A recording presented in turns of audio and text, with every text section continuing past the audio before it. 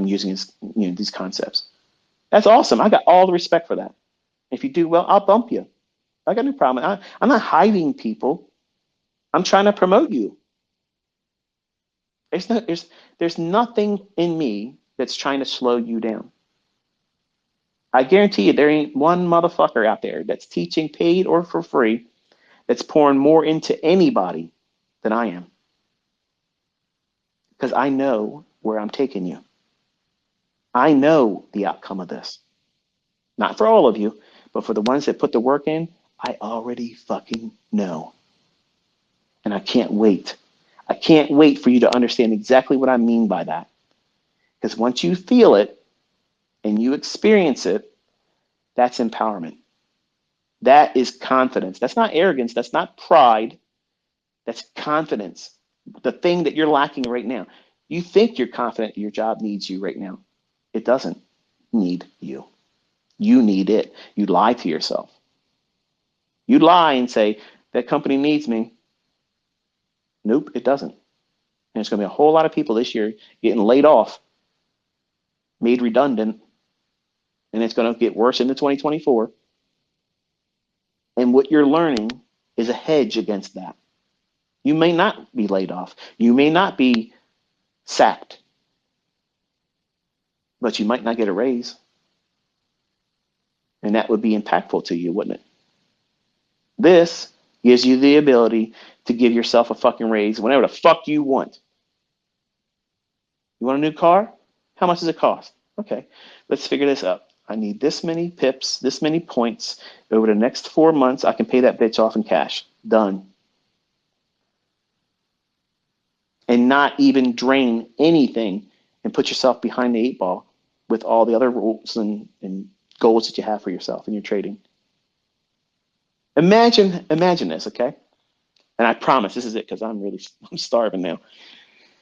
ICT. You keep saying you're going to stop. You keep going. I over-deliver, motherfucker, and don't you complain about it, okay? Don't you complain to me about getting more than what you paid for, okay? Nobody fucking does that. Sit down.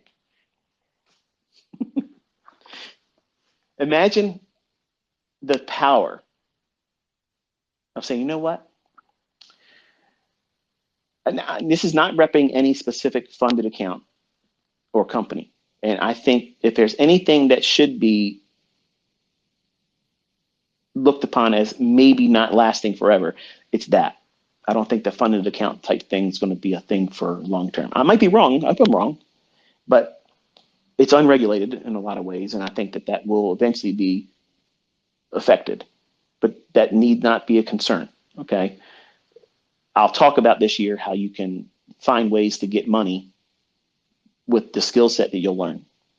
Because believe me, there's lots of ways to do that. You don't need funded accounts to do it. But let's just say, for instance, once you get to the point at the end of this year, you know what you're doing. How many of you own your own home? How many of you rent? How many of you have a home with no mortgage? How many of you want a home with no mortgage? How many of you want a home with no mortgage and a new car with no car note? Now imagine at the end of this year, you have this skill set. You know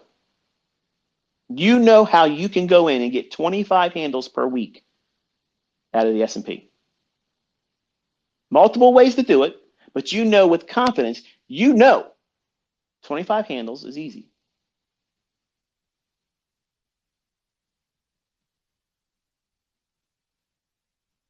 You look around and you see a house you like. Okay? It may not be $2 million, 9,000 square feet, but it may be something that you would love to live in. You think to yourself, wow, you know what? I'm going to work diligently to try to get the closing costs, the down payment, so that way I don't have to have a PMI, which is like the secondary mortgage that a home buyer has to pay if they don't pay at least 80% of the note on that mortgage when they first buy it at closing. Get those closing costs associated with buying it covered, okay, for that particular house. And you secure your selection on a new vehicle, not a Lamborghini because they're garbage, okay? But a new ride, something that's reliable, something that you like, and it's economical. The best thing you as a trader can do is, number one, give yourself a nice living place and a reliable form of transportation. If you can secure that and it costs you nothing out of pocket except for the upkeep on it, you are actually in the highest bracket in the United States, because most people don't own their home and most people don't own their cars. They're paying a note of some kind. Imagine the power and confidence in knowing that, okay, I'm going to purchase this house with somebody else's money, because that's what you're doing if you're using that funded account. Yes, you're paying your monthly expense to maintain it, from what I gather from it. That's what I understand about them. But you secure the funding and you do the work to build the account up, and you get that house settled. It's in your name, but you didn't pay it off yet. And you secure your car. You didn't pay it off yet, but you're paying the notes on it through your trading. You have one account that meets those expectations, and that's it. You're not taking your results to social media. You're not doing this crazy shit where you're trying to look better than everybody else. You're not competing with anybody else. You're just making ends meet. And that role of that one funded account is to make the minimum expectations in terms of cost between the car and the home. Then you start a secondary account that's completely outside of the workload that you placed on that one. That's all you do with that account. Once you meet it, you stop. You fucking stop. You don't push it anymore. It's only there to work for you. You make your car note, you make your house note, and you cover the cost of whatever that funded account monthly payment thing is that they require, whatever that is. And then you stop. You trade your other account. Your other account is the account that you're trying to do for growth. You use that to parlay up.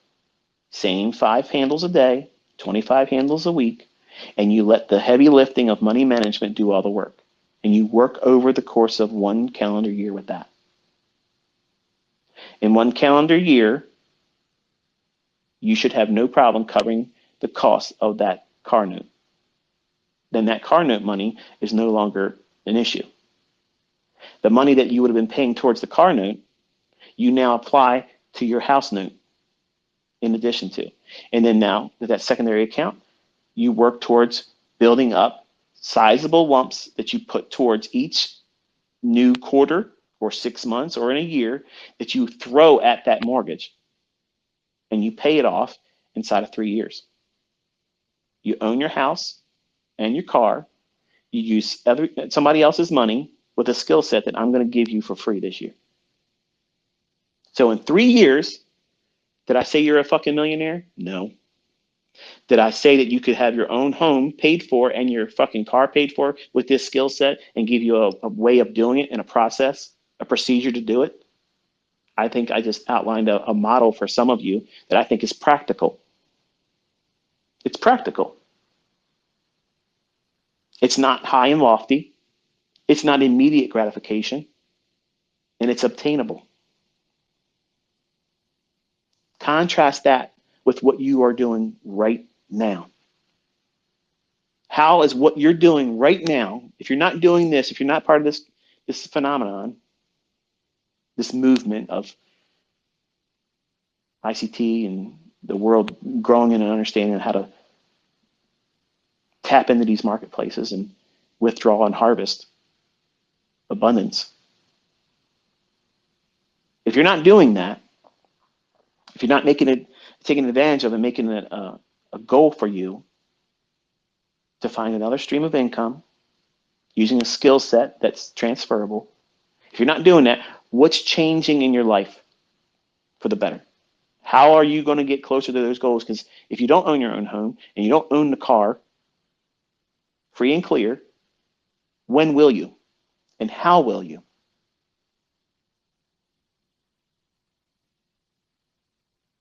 For some of you, I think that's a realistic goal to aim for. It might take you longer than 3 years, but if you're working towards that goal and you're seeing progress, what's wrong with it? Nothing. It's giving you a target to aim for. But what happens if you already own a home? And what happens if you already own a car, several cars? What do you set as a goal? Whatever your heart's content is. But whatever it is, you set it to paper. Write it out. This is what I want to see happen in the next 3 months. This is what I want to see next 6 months. This is the next 12 months. This is the next 3 years. Where do you want to be? What do you want to obtain? What do you want to be able to fulfill in your life? Maybe for your children. Maybe you want to help them with a home. Maybe you want to help them with their first car. Maybe it's college. Maybe you want to be able to make the ends meet for college tuition for your kid, because maybe you make a little bit too much money like we were. We were unable to get college tuition for my daughter. Make too much money, they don't give it to you. Then you start an account. Its primary function is to meet that end. What's the chances of you gambling that and seeing how far you can run it up when you know it's associated to taking care of something like that? It's not likely, is it? At least it shouldn't be if you're responsible. You're investing in a major hurdle and barrier in financial terms. A home mortgage, a car note, college tuition. You make one account, you work for that, you wait for the best setups only. You don't just go in there and just, well, this looks like it might be a good setup. Fuck that. You're going in there and you're looking for the right setups, the right days, and you're only focusing there. And you're meeting that goal for the month. You're covering all the costs associated with doing it. And then you fucking stop. You withdraw the money that's required to meet that threshold for expense, to meet that purchase or overcome it. And once it's done, you'll look back and say, you know what? I have mastered money.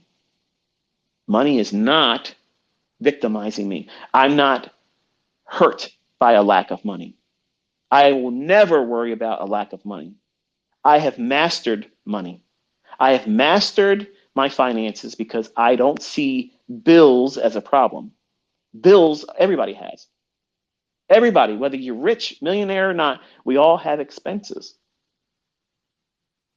I don't worry about expenses. I don't think about, like, what am I going to do? What am I going to do about this? If there's a bill that comes up, it's getting paid. If I know there's a big, large expense coming, I know how to do it. I know how I'm going to attack it. If it's a really large one, for some of you when you're first starting out, you got to think about it as that elephant. How do you devour an elephant? One bite at a time. But you don't hear and you don't see books written about, this is what you're supposed to do.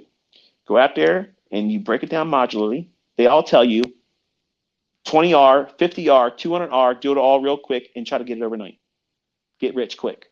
Fuck that shit, doesn't work. It does not work. Be practical with this business and this industry, because if you treat it with responsibility, the world's your oyster. Who says you can't make whatever the fuck you want to make? Who's stopping you from that? Because as far as I can tell, the only one that's stopping you is you. On that note, thank you all for hanging out with me today. I'm going to be taking Monday off, so that was a reminder. If I'm quiet on Twitter, just know that it's not because I don't like you. It just means I'm resting, because Tuesday will be a lot of focus for me, okay? Enjoy the rest of your weekend. I've had fun talking with you. I hope you got something useful from all of this. Until next time, be safe.